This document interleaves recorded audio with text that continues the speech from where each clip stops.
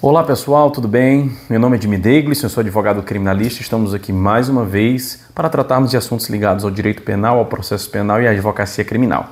Especificamente agora, vamos falar sobre a Lei 14.811 de 2023, lei recentíssima que criou dois delitos incorporados agora ao Código Penal. Delitos esses muito importantes, de grande impacto para a comunidade, para a nação brasileira. Isso porque são delitos cuja redação é um pouco, na verdade não um pouco, mas bastante truncada e de significação aberta, o que faz com que muitas pessoas possam ser enquadradas, nesse delito, neste crime, e traga, assim, com isso, uma insegurança jurídica. É o crime de bullying e de cyberbullying, previsto no artigo 146-A do Código Penal e no seu parágrafo único, que é o bullying, o cyberbullying, o bullying virtual, previsto nesse parágrafo único. Vejam a redação desse delito. Intimidar sistematicamente, individualmente ou em grupo, mediante violência física ou psicológica, e aqui já podemos fazer um recorte. A violência psicológica, ela é muito difícil de ser identificada. Vejam que a Lei Maria da Penha faz menção da violência psicológica, mas não há nenhum delito de violência psicológica contra a mulher. Isso quer dizer que a violência psicológica, diferentemente da violência física, só pode ser constatada, isso se formos levarmos a sério a capitulação de uma conduta dentro do Código Penal, o enquadramento de uma conduta dentro do Código Penal, só pode ser identificada através de exames, através da constatação de um técnico, de um profissional técnico, que seria aí o psicólogo ou psiquiatra. Assim como a lesão corporal, de regra, deverá ser provada através do exame de corpo de delito. Mas a violência psicológica, diferentemente da violência física, ela requer normalmente, em geral, uma repetição, uma repetição daquela conduta que agride o psicológico da vítima. E, evidentemente, que no exame de um profissional para se constatar, ele não estava presente em todas as vezes em que esta violência, em que este ato violento que atingiu o psicológico da vítima ocorreu. A vítima, em geral, vai uma vez e relata. E aí o profissional poderá dizer aí, através de um laudo, se ela está sofrendo violência psicológica. Pois bem, mas isso entendo que é superável, embora não de difícil superação para identificação na prática. E aí ele continua, mediante violência física ou psicológica, uma ou mais pessoas, ou seja, pode ser praticado com um indivíduo ou contra um grupo de pessoas, de modo intencional e repetitivo. Ora, repetitivo já é uma redundância com a intimidação sistemática, porque intimidação sistemática já traz a ideia de repetição, mas ele repete, aliás, ele traz uma outra palavra que causa uma redundância com a primeira colocada lá no início do delito, da descrição do delito, que é sistematicamente, de modo intencional e repetitivo, ou seja, não cabe aqui, olhando para a palavra intencional, o bullying ou o cyberbullying culposo, tá? E eu ousaria dizer que não caberia nem mesmo dolo eventual. Isso porque a colocação dessa palavra intencional, ela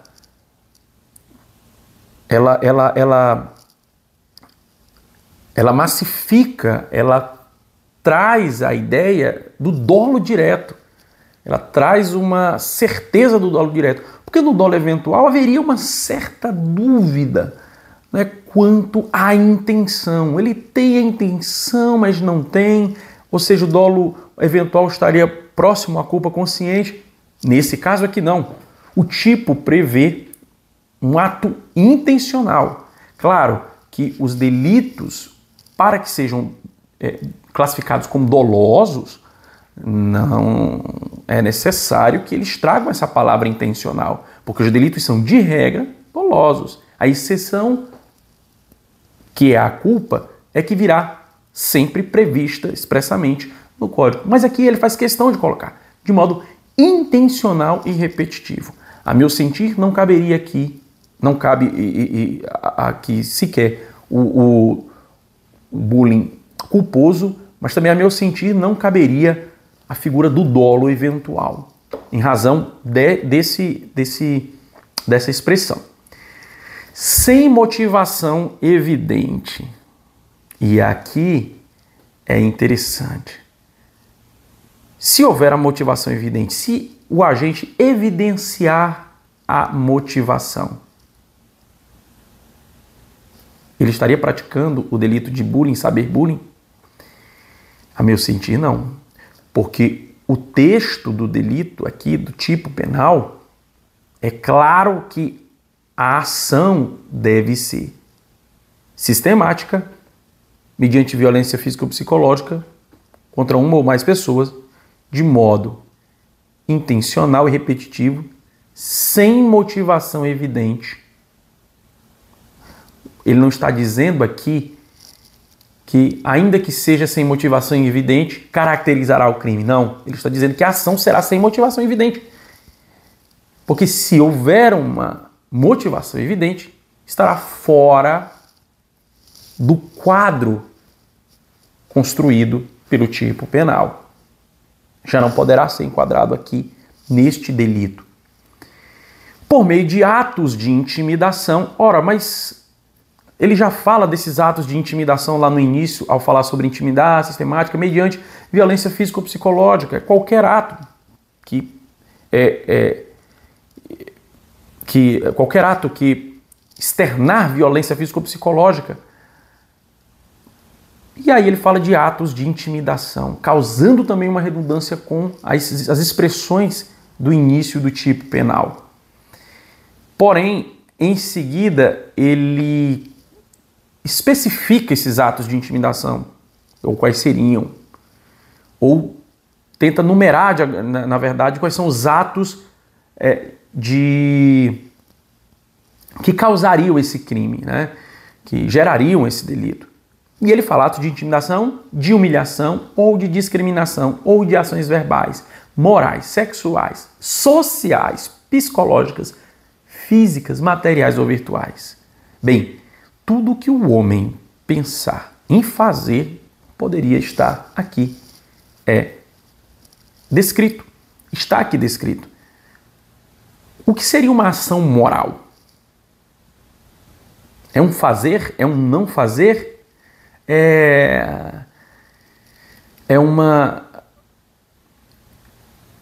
Qual a diferença entre uma ação sexual e uma ação moral? Uma ação verbal.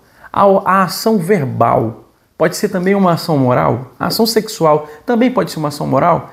E uma ação social? É filantropia? O que ele quis dizer com ação social? Uma ação social é uma ação, estrito senso, e classificá-la como social é porque ela atingiu toda uma sociedade, um grupo dentro da sociedade? Não se sabe. Ações psicológicas? O que seria uma ação psicológica? Uma ação que ocorre dentro da psique? Não sei dizer. E aí ele fala de ações físicas também, mas lá no início, como eu disse, fala da violência física também, então é redundância. Ou ações virtuais. Percebam, portanto, que essa é uma construção completamente altamente bagunçada, desorganizada deste delito.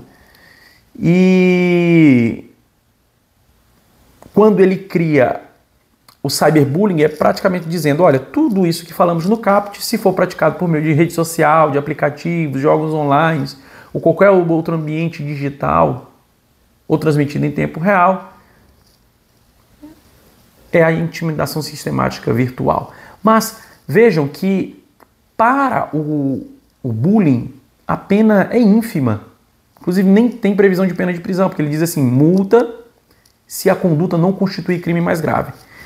Eu tentei entender isso e acho que o legislador colocou dessa forma porque, ao se constituir um crime mais grave, por exemplo, uma lesão corporal, o crime ou a ação será enquadrada como lesão corporal e não como bullying, tá certo?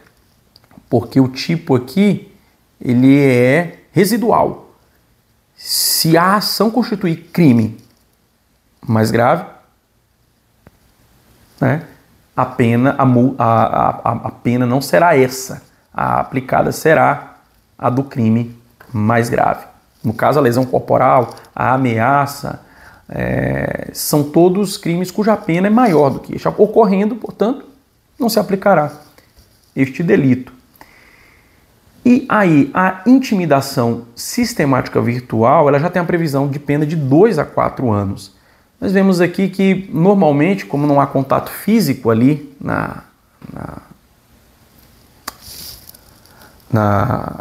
por meio da internet, imagino eu que não poderia, então, o legislador pensou, não poderia, então, o delito ser residual, que dificilmente ele vai caracterizar um delito mais grave, e por isso eu tenho que colocar uma pena aqui maior, do cyberbullying, maior do que o bullying próprio, ou estrito sensu, poderíamos dizer assim, o bullying comum. Então, senhores, a modernidade tem trazido reclamos sociais que muitas vezes o legislador não tem se atentado para o perigo ou o quanto é sensível criar uma figura penal. Em outras palavras, basta a sociedade hoje gritar e se cria um tipo e com isso se acha que se está atendendo a um anseio público, a um anseio social. E não é assim.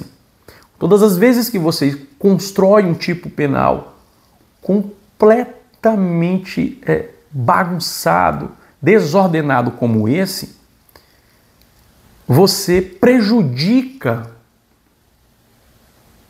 a nação, prejudica o povo, prejudica a sociedade. Porque você a deixa insegura. O receptor dessa mensagem, que é o cidadão, ele não sabe qual é o limite da sua conduta, ou seja, até que ponto ele estará cometendo uma ação lícita ou uma ação ilícita. Qual é o limite entre as duas? É complicado quando consideramos que também boa parte da população brasileira tem dificuldade com leitura, com a capacidade intelectiva. Nós não somos um país de primeiro mundo. E ainda que fosse, não se estaria autorizado uma criação de um tipo penal como esse, completamente desordenado, completamente mal feito. Fica, portanto, aqui a minha crítica e, na prática, os tribunais vão ter que se rebolar para poder aplicarem, ou mesmo não aplicarem, este delito, tá bom? Um abraço, deixo apenas essas rápidas considerações para que vocês aprofundem o estudo. Bom trabalho, bons estudos e até uma outra oportunidade.